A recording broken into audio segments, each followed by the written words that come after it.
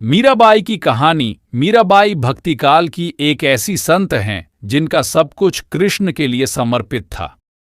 मीरा का कृष्ण प्रेम ऐसा था कि वह उन्हें अपना पति मान बैठी थीं। भक्ति की ऐसी चरम अवस्था कम ही देखने को मिलती है। आइए जानें मीराबाई के जीवन की कुछ रोचक बातें। जोधपुर के राठौड़ रतन सिंह की इकलौती पुत्री मीराबाई का जन्म 16वीं शताब्दी में हुआ था।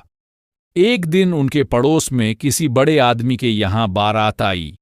सभी औरतें छत पर खड़ी होकर बारात देख रही थीं। मीरा भी बारात देखने लगी। बारात को देख मीरा ने अपनी माता से पूछा कि मेरा दूल्हा कौन है। इस पर उनकी माता ने कृष्ण की मूर्ति की ओर इशारा करके कह दिया कि यही तुम्हारा दूल्हा है। बस ये बात मीरा के बालमन में एक गांठ की तरह बंध गई। मीरा के बालमन में कृष्ण की ऐसी छवि बस गई कि किशोरावस्था से लेकर मृत्यु तक उन्होंने कृष्ण को ही अपना सब कुछ माना। मीरा के लिए कृष्ण भ्रम नहीं, हकीकत थे। कृष्ण को लेकर मीरा इतनी दीवानी थी कि महज 8 साल की उम्र में मन ही मन उन्होंने कृष्ण से विवाह कर लिया। मीराबाई के बचपन में हुई एक घटना की वजह से उनका कृष्ण प्रेम अपनी चरम अवस्था तक पहुंचा। बाद में मीराबाई की शादी महाराणा सांगा के पुत्र भोजराज, जो आगे चलकर महाराणा कुंभा कहलाए, से कर दी गई। इस शादी के लिए पहले तो मीराबाई ने मना कर दिया, लेकिन जोर देने पर वह फूट फूट कर रोने लगी। शादी के बाद विदाई के समय वे कृष्ण की वही मूर्ति अपने साथ ले गई जिसे उनकी माता ने उनका दूल्हा बताया था। ससुराल में अपने घरेलू कामकाज निपटाने के बाद मीरा रोज कृष्ण के मंदिर चली जाती और कृष्ण की पूजा करती, उनकी मूर्ति के सामने गाती और नृत्य करती। उनके ससुराल वाले तुलजा भवानी यानी दुर्गा को कुलदेवी मानते थे। जब मीरा ने कुलदेवी की पूजा करने से इनकार कर दिया तो परिवार वालों ने उनकी श्रद्धा भक्ति को मंजूरी नहीं दी।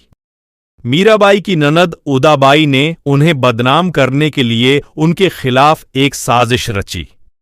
उसने राणा से कहा कि मीरा का किसी के साथ गुप्त प्रेम है और उसने मीरा को मंदिर में अपने प्रेमी से बात करते देखा है।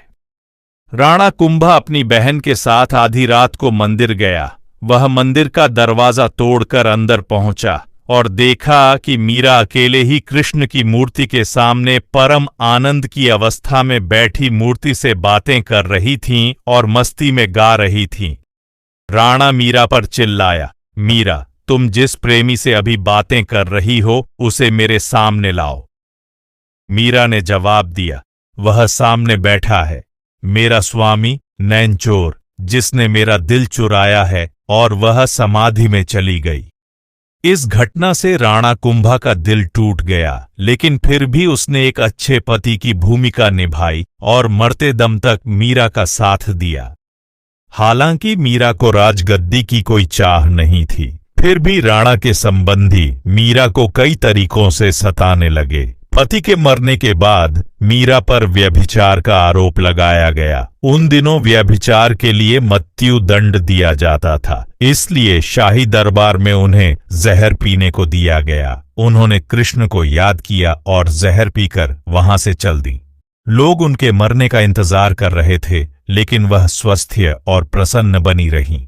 इस तरह की कई घटनाएं हुईं। दरअसल भक्ति ऐसी चीज है जो व्यक्ति को खुद से भी खाली कर देती है। कृष्ण के प्रति मीरा का प्रेम शुरुआत में बेहद निजी था, लेकिन बाद में कभी कभी मीरा के मन में प्रेमानंद इतना उमड़ पड़ता था कि वह आम लोगों के सामने और धार्मिक उत्सवों में नाचने गाने लगती थीं।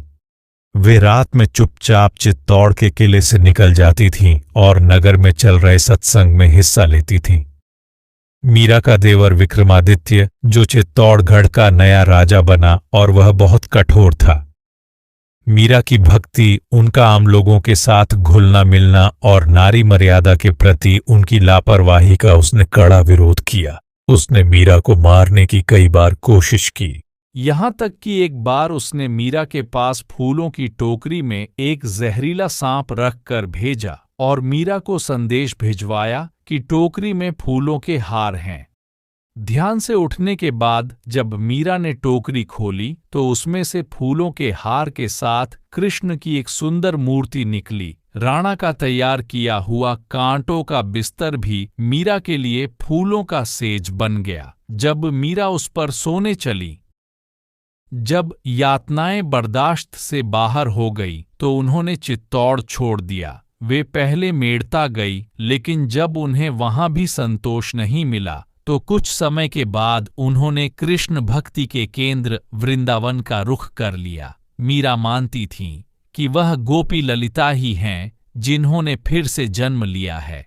ललिता कृष्ण के प्रेम में दीवानी थीं। मीरा ने अपनी तीर्थ यात्रा जारी रखी। वे एक गांव से दूसरे गांव नाचती गाती पूरे उत्तर भारत में घूमती रहीं। माना जाता है कि उन्होंने अपने जीवन के अंतिम कुछ साल गुजरात के द्वारका में गुजारे। ऐसा कहा जाता है कि दर्शकों की पूरी भीड़ के सामने मीरा द्वारकाधीश की मूर्ति में समा गई। तो ये कहानी आपको कैसी लगी मुझे कमेंट करें, और अगर चैनल पर नए हो तो सब्सक्राइब जरूर करें।